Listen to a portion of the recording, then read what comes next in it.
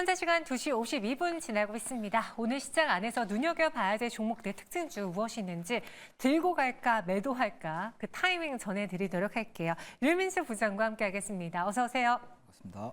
네, 안녕하십니까. 우리 고엔스탑이 생기고 나서 역사를 세웠던 류민수 부장인데요. 지난번에 안타깝게 한 종목 못 맞추면서 90% 적중률 보여주셨거든요. 오늘은 어떨지 또 보죠. 10개 종목 중에서 9개의 주가 전망을 맞춰주셨습니다. 여전히 투자 의견을 좀 제시하기 어려운 시장이긴 하지만 그래도 높은 적중률을 보여주고 계세요. 네. 오늘도 잘 부탁드리겠습니다. 그럼 오늘 10가지 종목은 무엇일까요? 바로 확인해 보시죠.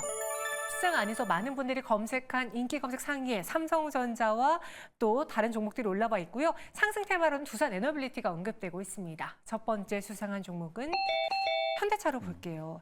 갑자기 미국에서의 피소 소식이 들려왔습니다. 그러게요. 오늘 하락하는 요인은 그 피소 때문이 맞아요?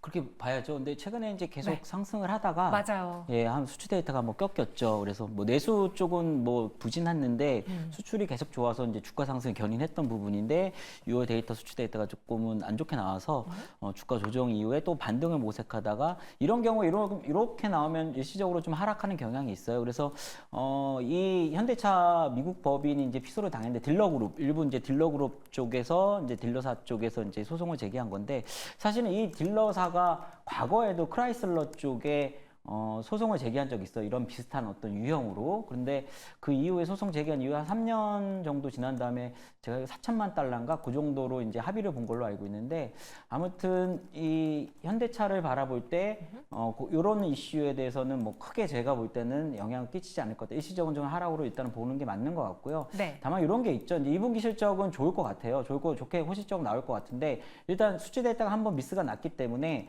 추가적인 어떤 수출 데이터의 중간치, 그다음에 최종치 이런 게 연속적으로 어떻게 흐름을 가는지 신규 매수자 입장에서는 그런 데이터를 일단 확인하는 게 또 중요하겠다. 근데 보유자 입장에서 계속 보유하시는 거는 괜찮을 것 같은데 신규 매수자는 그런 부분을 일단 확인해야겠다. 이 부분보다는 역시나 수출 데이터가 어떻게 나오는지 요 부분이 좀 확인은 필요하다. 이렇게 좀 생각을 하고 있습니다. 제일 어려운 게 확인이 필요하다라는 그렇죠. 답변인 것 같아요. 그럼 여기서 현대차 말씀해 주신 것처럼 최근 52주 신고가 경신하고 3거래 연속 하락하다가 그를 또 만회하다가 또 조정받다가 좀 뭔가 고가권에서 시원하게 올라가는 감은 없거든요. 네. 그럼 이 추세에 타서 우리도 쉬었다 가야 되는 건지 아니면 샀다 팔았다가 어려운 시장이니까 꾸준하게 들고 가는 게 좋을지 고스톱 이야기해 주시죠. 고죠. 봅니다. 이 또 현대차를 바라볼 때 또 한 네. 가지 저는 이제 좀 다른 이제 뭐 내피셜일 수 있지만 순환 출자 구조의 그 지배 구조 개편을 해야 되거든요. 그렇죠. 여기 중요한 타겟이 현대차하고 현대글로비스예요. 그래서 네. 그쪽은 아마 제가 볼 때는 지분 가치 이런 것들을 극대화하는 과정들이 좀 있을 거라고 좀 생각을 합니다. 이건 뭐 내피셜이지만 그렇기 때문에 현대차 같은 경우는 꾸준히 가져가시는 게 맞다. 그리고 지금은 역시 어찌 됐든 대형주 장세기 때문에 현대차 같은 경우 가져가시고 저는 뭐 그러면 오늘 사도 되느냐라고 질문하시는데 오늘 사도 된다고 생각합니다. 다만 분할 매수의 관점은 맞는 것 같습니다. 그렇기 때문에 아까 얘기했던 수출 데이터 그거 확인하는 부분이 필요하기 때문에 오늘의 부분은 일시적 하락. 그래서 살려고 하는 물량의 뭐 3분의 1이라든지 뭐 5분의 1이라든지 일단 분할 매수 관점으로 일단 접근하셔도 될 것 같다라고 생각을 하고 있습니다. 네, 현대차. 그래서 확인해 보자라는 건 어려운 답이었지만 고는 명확하게 주셨습니다. 오히려 매수도 가능한 타이밍이다. 이어서 두 번째 수상한 종목 보시죠. 삼천당 제약이 장중 급등하면서 20만 원 위로 또 넘겨갔습니다. 사실 그 삼천당 제약을 처음에 이렇게까지 떠오르게 했던 건 그 황반병성 치료제 그렇죠. 덕이었잖아요. 예. 근데 그러고 나서부터 이야기가 싹 사그라져서 충분히 가라앉을만 했는데 갑자기 비만 당뇨가 붙었어요. 그러게요. 그럼 예. 이 정도면 거의 시장에서 좋아하는 거 다 가져가는 거 아닙니까? 그렇죠.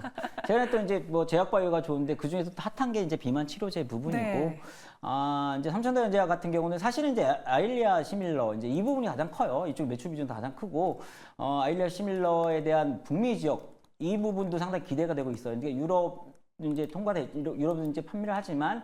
북미 시장 이쪽이 이제 규모가 더 클 거고 그게 아마 최소한 올해 그러니까 원래 작년 말까지는 될 것이다 이런 얘기가 있는데 항상 뭐 이런 것들은 이런 어떤 대형 계약들은 조금은 좀 딜레이 될 수도 있기 때문에 올해 이런 기대감은 충분히 좀 작용하고 있다. 그래서 저는 성공 가능성 좀 있다고 보고요. 그 다음에 앵커님 말씀하신 대로 북미 이 비만 당뇨 치료제를 원래 이제 당뇨 관련은 그 기전이 이제 그 인슐린 조절 뭐 이런 부분이기 때문에 그 기전이 이제 비만하고 같이 작용합니다. 식욕 억제 뭐 이런 부분 인슐린 조절 조저 이런 부분이기 때문에 그 기전이 같기 때문에 동사 역시 이런 부분에서 뭐 최근에 이제 뭐 일본 쪽에 대한 판권, 뭐 당뇨나 비만 치료제, 위고비 이런 판매 판권을 획득한 거고 이게 이제 미국에서 있었고 이번에 일본이 있고 이제 최근에 이제 업계의 얘기들을 들어보면 이런 얘기들이 다른 지역으로도 판권에 대한 확대 이런 얘기들이 지금 논의가 오가고 있다 이런 어떤 얘기들이 주가를 계속 좀 떠받치고 있는 상황이고요. 다만 뭐 최근에 올랐죠. 올랐기 네. 때문에 신규 매수자분들을 보유자는 이제 추세 매매 하시면 될 것 같고요. 5일선 강력하게 이탈하지 않는 한 추세 매매 하시면 될 것 같고 신규 매수자 입장에서는 뭐 어찌 됐든 싸게 산 건 아니지 않습니까? 사는 건 아니지 않습니까? 그렇기 때문에 5일선 추종. 그래서 5일선 이탈할 시에는 손절을 어느 정도 염두에 두시고 대응하시는 게 나을 것 같습니다. 5일선 이탈 여부가 중요하다라고 했고 그러면은 삼천당 제약의 2차 파동을 이끌어낸 게 비만 당뇨였다면 오늘 그 비만 당뇨 안에서 대장인 펩트로는 그렇죠. 네. 쉬어가고 있어요. 예. 현재 주가 간단하게 볼까요? 한 5.5% 내림세를 보여주면서 전일 72,000원 선까지 올랐다가 신고가에서 쉬어가고 있거든요. 기회예요? 아니면은 쉬었다 갈까요? 그 페트로는 이제 뭐 제가 다른 데서도 계속 이제 최애 종목으로 말씀을 드렸는데 네. 페트론 같은 경우는 상승 각도가 조금 꺾인 느낌이 들어요. 그러니까 페트로는 제가 볼 때 개인적으로 볼 때는 에로 계약이 나오기는 할 것 같아요. 근데 일단은 최근에 상승 속도가 너무 가팔랐기 때문에 저는 보유자 분들이라면 일단은 조금은 분할 매도하시는 게 어떨까. 그래서 내일이 중요할 것 같습니다. 일단 오늘 5일선은 지지했는데 내일 5일선이 붕괴될지 아닐지를 좀 관찰하는 게 필요하고요. 저는 지금부터 조금 분할 매도를 하시고 다시 매수 타임이 올 가능성이 좀 있어 보여요. 그래서 안 오면 뭐 제가 틀린 거지만 네. 만약에 온다면 그때는 다시 메트로는 잡아야 되는 종목은 맞는 것 같고요. 일단은 지금은 펩트론이 조금 꺾이는 느낌은 보인다. 이거 뭐 지금 이거 과학적으로 접근해야 되지만 일단은 좀 저는 개인적으로 그렇게 좀 생각을 하고 있습니다. 지금은 기술적인 분석이 더 유효할 것 네. 같다라고 했고요. 저도 사실 뭐 기회입니까 위기입니까라고 질문을 드려야 되는데 위기 같아 보이진 않았거든요. 네, 그래서 펩트론 쉬었다 갈 수 있음은 염두에 보시고요. 삼천당 제약은 그 의견 드렸습니다. 이어서 다음 수상한 종목 보시죠.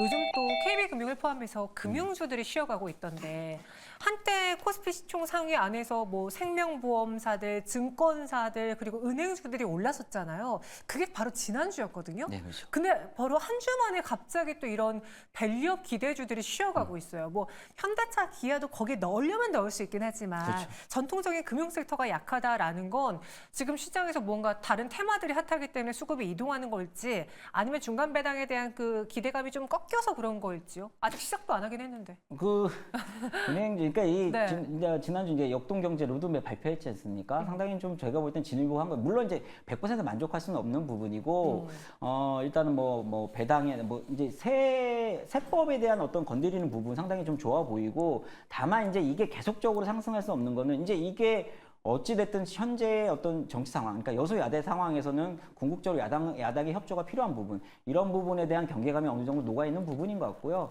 기본적으로 이제 그 밸류업 프로그램에서 저는 가장 선호하는 섹터가 금융 섹터고, 네. 금융 섹터 중에 은행 지수 섹터가 맞는 것 같아요. 은행 지수 섹터 같은 경우는 자본 여력이 있음에도 불구하고 자본 정책이 안 따라진 부분이 있거든요. 그 다음에 말씀하신 대로 분기 배당이 지금 4대 금융 지주에서 작년부터 시행하고 있는 부분. 그래서 배당에 대한 부분을 계속적으로 확대할 가능성이 높아 보인다. 그래서 궁극적으로 50% 이상의 주주 환원율을 저는 펼칠 가능성이 높아 보이고 일단 돈을 많이 벌어요. 동사 같은 경우는 지금 분기 2조가 넘습니다. 벌은 돈이. 그렇기 때문에 어떤 그런 배당력이 충분하다. 그래서 은행 지주 섹터에 대해서 배당 밸류 프로그램에 대한 그 부분은 계속적으로 저는 긍정적으로 보고 있고 다만 지금 숨고르기 과정이고 그거에 대한 어떤 시간은 이번 달 말쯤에 어떤 이런 정책 논의들 이제 정책 발표를 할 가능성이 높기 때문에 7월 말에서 8월 초 이때 다시 고전에 다시 한번 움직이지 않을까. 그렇기 때문에 지금은 은행 지주 섹터는 숨고르기 과정이지 절대 꺾인 건 아니다라고 생각을 하기 때문에 저는 오늘 아랫꼬리 같은 경우는 부분적으로 사도 된다는 자리로 좀 생각을 하기 때문에 네. 은행 지주 섹터는 계속적으로 밸류업 프로그램 관점에서 계속적으로 잘 보시면 좋을 것 같다라고 생각하고 있습니다. 그리고 밸류업 기대가 가장 유효한 내가 또 눈여겨보고 있는 건 금융이다. 예. 네, 그렇습니다. 그래서 금융 중에 은행 지주 섹터입니다. 예. 은행 지주, KB금융이 또 시총 상위에 있다 보니까 대표적인 역할을 해주거든요. 한번 눈여겨보세요. 그 의견 드리겠습니다. 다음 수상한 종목 후보는 장중에 20% 가까이 급등했던 LS 에코에너지예요. 보니까 미국의 전력 케이블 안전 인증을 획득했다라고 하는데 이 소식 때문에 오늘 급등한 거예요? 아니면 오늘 에너지주들이 좀 다 같이 좋아서 같이 좀 버프를 받은 거예요? 맞물렸던 것 같고요. 이제 다른 이제 전력주들은 이제 주가가 상승하고 이제 조정 중에 횡보 중이었는데 네. 동사는 조금 하락폭이 좀 컸었죠. 이제 LS 에코에너지 같은 경우는 베트남에 이제 진출한 초고압 전력 케이블 유일한 업체고요. 오늘 말씀하신 건 이제 지중 안전 케이블. 이 부분이 이제 중요 안전 케이블이 어떤 거냐면은 태양광 발전소에서 끌어들인 거하고 이제 이거를 이제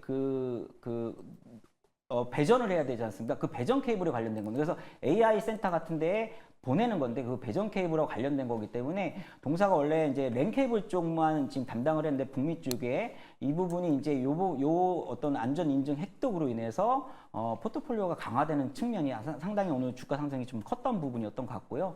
기본적으로 LS 에코에너지 같은 경우는 아까 말씀드린 베트남 쪽. 그래서 베트남이 이제 유럽향에도 일부 담당하고 있거든요. 근데 거리가 멀음에도 불구하고 상당히 수익성이 개선되는 부분, 이 부분 상당히 좀 고무적으로 보이고 또 하나는 이제 LS산전을 주축으로 지금 히토류 관련을 추진하고 있거든요. 그래서 네. 동사 같은 경우는 이쪽에 산화물 이게 빠르면 올해 안에 지금 고객사에 공급할 예정이기 때문에 궁극적으로 한 2026년부터 좀 가동될 것 같아요. 그래서 그런 어떤 미중 갈등에 대한 어떤 히토류 이런 얘기가 올 때 아마 주가도 아마 좀 변동성 있게 아마 움직일 촉매제 역할을 할 가능성이 있기 때문에 전반적으로 LS 에코는 좀 좋아는 보여요. 좋아 보인다. 예, 좋아는 보여요. 곱니까? 근데 저 스탑으로 좀 말씀을 드린 거고. 아니, 왠지 이상했어요. 좋아는 네. 보여요라고 이게 한국말을 들어봤을 때 네. 좋아 보여요랑 좋아는 보여요 의미가 굉장히 다르거든요. 네, 그렇죠. 예. 그러니까 궁극적으로 이제 중장기로 좋아 보이는데 네. 오늘은 이제 윗골이 좀 달고 이제 내일은 아마 그러니까 오늘 요즘은 이제 전력 또 이제 한번 올랐다가 한번 좀 빠지고 이런 하락하고 이런 상황이고 조정을 주고 그렇기 때문에 내일은 저는 눌린 가능성이 좀 더 좀 베팅을 하고 싶어서 일단은 내일은 진짜 스탑으로 말씀드려봅니다. 근데 조정이나 눌림 시 매수 가능 기업이다라고 보시면 될 것 같아요. 좋아 보이지만 오늘의 시세 분출을 좀 조심하자. 그럼 최근에 에너지가 굉장히 핫한데 원래 예전에는 에너지 하면요. 풍력 태양광 이야기했는데 이제는 안 하잖아요. 그렇죠. 뭐 ESS라던가 네네. 원전이라던가 변압기, 전선전기 이렇게 크게 네 가지 카테고리로 나눠보면 부장님은 어느 쪽에 투자하고 싶으세요? 지금으로서는 최근에는 ESS 쪽입니다. ESS, 예, 예. 서진 시스템 쪽이요? 예, 서진 시스템이나 뭐 한중 NCS 뭐 이렇게 아. 한중 NCS 제가 좋게 많이 말씀드린 것 같은데 네. 이런 어떤 ESS가 단기적으로 조금 더 유리하지 않을까라고 생각을 하고 있습니다. ESS 쪽을 눈여겨보자라고 또 같이 에너지 이야기하면서 키워드 드렸습니다. 마지막 수상한 종목 후보는 리노공업이에요. 오늘 뭐 반도체주가 오르는데 그동안 리노공업은 포지션이 애매하지 않아요? 이게 SK하이닉스, 삼성전자처럼 대형주도 아니에요. 한미반도체처럼 대형주도 아니지만 그렇다고 반도체 소부장단으로 보기에는 시가총액이 있어서 쉽사리 움직이지도 않아요. 그러네요. 오늘의 상승은 좀 모처럼 반가운데요. 기억나시는 분 계시지만 리노공이 이제 제가 여기 처음 출연하면서 초창기 때 좀 말씀을 드린 것 같아요. 그래서 네. 리노 좋게 말씀을 드렸고 좀 묵직하게 좀 꾸준하게 좀 들고 가시고 엄청 답답하게 움직이죠 흐름이. 그래서 앵커님도 너무 답답해 보인다. 뭐 이거 삼성전자급으로 움직이는 경우도 있는데 네. 일단은 리노공업 같은 경우는 말씀드렸듯이 작년도에 매출이 별로 안 좋았어요. 모바일 향이 많아요. 근데 최근에 이제 동사가 이제 그 어플리케이션 이쪽에 R&D 쪽에 대한 매출이 좀 많아지고 있고. 근데 온디바이스 A에 개화하면서 이쪽도 조금 개선되는 분위기거든요. 그래서 영업이익률이 상당히 좋은 부분이 상당히 좋아요. 그래서 거의 50% 육박. 물론 이제 1분기 대비 이제 작년 대비 조금 떨어졌지만은 50% 떨어졌지만 40% 중후반대는 계속 유지하고 있거든요. 그래서 여러 부분 좋아 보인다. 그래서 리노공업 같은 경우는 조금은 답답할 수 있지만 좀 저는 가져가도 좀 되는 부분인지 아닐까. 왜냐하면 AI 반도체가 성숙하면서 결과적으로 MPU 세대가 들어갈 건데 MPU는 특징이 다품종 소량 생산입니다. 이런 부분은 동사의 소켓이나 핀 쪽에 대한 대응 플레이가 상당히 강하기 때문에 동사가 강한 강점을 갖고 있기 때문에 리노공업 저는 상당히 좋게는 보고 있지만 답답하게 좀 모르니까 탄력적으로 좀 대응하실 분들은 동사는 조금은 부적절할 수는 있겠습니다. 근데 저는 조금 묵직하게 잘 가져가실 분은 충분하게 포트에 담으셔도 되겠다라고 생각하고 있습니다. 그럼 고겠네요. 예, 거의입니다. 제가 뭐 이렇게 반도체를 다 하는 건 아니지만 이상하게 리노공업은 제게는 신텍과 같아요. 이게 남들 다 좋다고 하는데 주가적으로 참 움직이지 않는 대표적인 종목이잖아요. 하지만 리노공업 주가의 상승력은 당장 나타나지는 않겠지만 꾸준히 가져갈 만한 좋은 종목이다라고도 정리해드렸습니다. 전체 10가지 투자 의견 한번 볼게요. 내일 들고 갈까요? 매도할까요? LS 에코에너지와 HK 이노엔, 펩트론만 스톱이고요. 나머지 종목은 고 의견입니다. 이 중에서 베스트 종목은요? 삼성전자입니다. 점점 재미없었어요. 삼성전자 저희 그러면 9만전자, 10만전자 네. 가능해요? 이거 2주 전에 이제 베스트로 이제 제가 삼성전자 말씀드린 것 같은데 네. 목표가 87,000원. 뭐 조금 약소할 수 있지만 그래서 요번에는 뭐 9만 원. 그래서 그래도 뭐 여기서 3%밖에 안 되지만 저는 그래서 9만 원 확인하고 거기서 어떻게 대응할지 한번 보시고 그러면 10만전자. 그러니까 삼성전자 같은 경우는 지금 계속적으로 플러스 알파인 엔비디아 공급 이슈가 있어요. 그러니까 저는 지금 궁극적으로 뭐 여러 가지 기사 통해서도 그렇지만 달성될 가능성이 높기 때문에 삼성전자는 포트에 좀 담으시는 게 좋을 거니까 나는 이거 싫어 그러면 할 수 없지만은 네. 조금은 담으시는 게 외국인 집중 매수하고 있고요. 잘못하면 지수 올라갈 때 삼성전자만 가지고 올라가는 상황이 될 수도 있으니 삼성전자는 유심히 계속 보셔야 될 것 같습니다. 네. 말씀하시는 순간 빨간불이 들어왔어요. 뭐 우리 그래요? 때문은 아닌 것 같은데요. 가격 전략은요? 가격적 일단 아까도 말씀드린 9만 9만 원? 원 일단 보고 9만 원에서 어떻게 대응할 거를 한번 보시는 게 좋을 것 같습니다. 그래서 외국인 추이 봐야겠죠. 네. 네, 알겠습니다. 오늘의 베스트 수상한 종목은 삼성전자. 저희가 2주 전에 소개해드리고 한 10% 가까운 수익을 보여줬는데요. 9만 원까지 눈높이 높여보겠습니다. 지금까지 류민수 부장과 함께 해봤어요. 오늘 자세한 설명 고맙습니다. 감사합니다.